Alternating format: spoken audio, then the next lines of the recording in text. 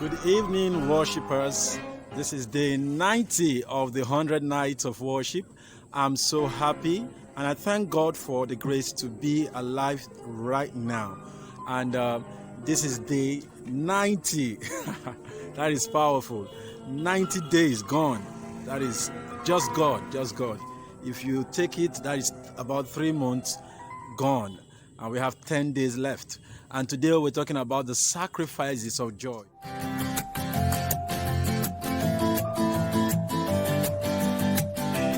And today we're talking about the sacrifices of joy. This theme actually is a theme that questions me. David said, I will offer sacrifices of joy in his tabernacle. I begin to ask myself, what is sacrifices of joy? And what is David talking about? What does he mean by sacrifices of joy? I really don't understand. But if you look at it, you have sacrifices of praise and you have sacrifices of thanksgiving.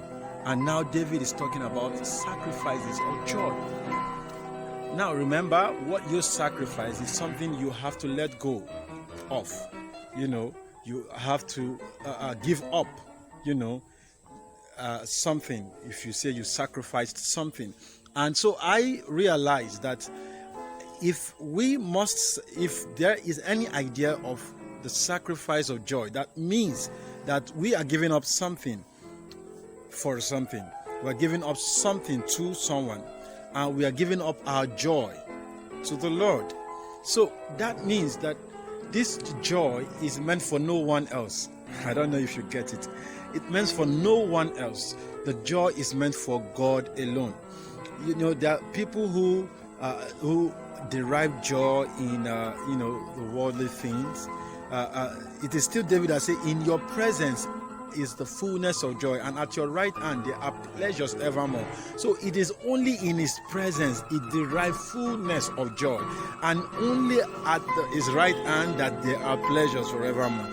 Indeed, it is a fact, but also he derives pleasure in the presence of God, and it derives joy in the fullness of joy, not half-baked joy, complete full joy. That is what he derives in the presence of God, and that is the sacrifice that you've got to make.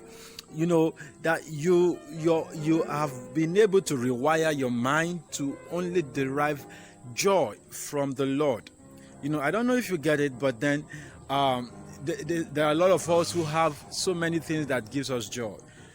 Watching movies, let's go to the extreme. Those who drink, they cannot miss. When they say thank God it's Friday, it's just because of the club activities they are going to go for. They will be free to spend all the night because they won't go to work the next day. So they say thank God it's Friday because they are going to pursue that thing that gives them pleasure, that thing that gives them joy. And bet me, if you have, let's say, a vigil that day for that person, it might be a good Christian, but then those things are more important to him than being in the presence of God.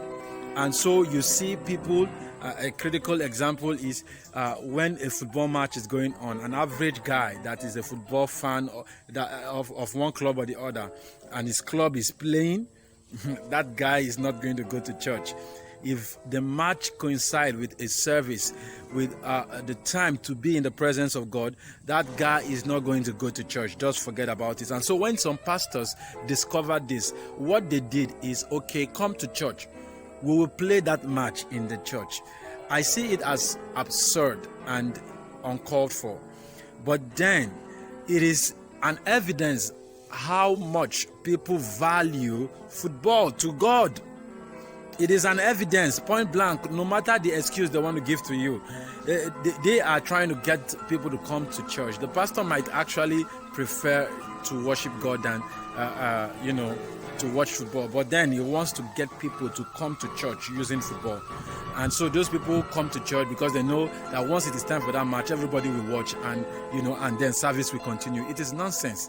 No matter the reason, rather, pray for these people. Do whatever you can do to get them to come to church and value the presence of God more than their match.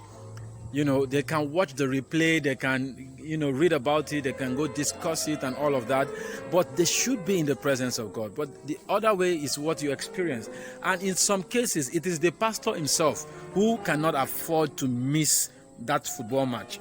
And then he has to make an arrangement so that, because he cannot give excuse to his church members why he is not in church. And he cannot afford to miss it. So then he gives a good excuse so that everybody come to church, let us watch it together. So that they don't miss it. But that is bad. That is just it. But that shows where their pleasure is. Jesus said, where your heart is, that's where your treasure is. And that is where your pleasure too will be. Where your heart is. And it shows, your heart priorities. Like we've learned over the various sessions we've had in this 100 night of worship. Your heart priorities. It tells who you worship, your heart priorities. So if you really love God and you've chosen to worship God, then you choose to derive pleasure in His presence only. It is a deliberate act that you must make. It's got to be deliberate. And when you do so, much will be the reward. Thank you for joining us. Do continue as we get round up the 100 night of worship. God bless.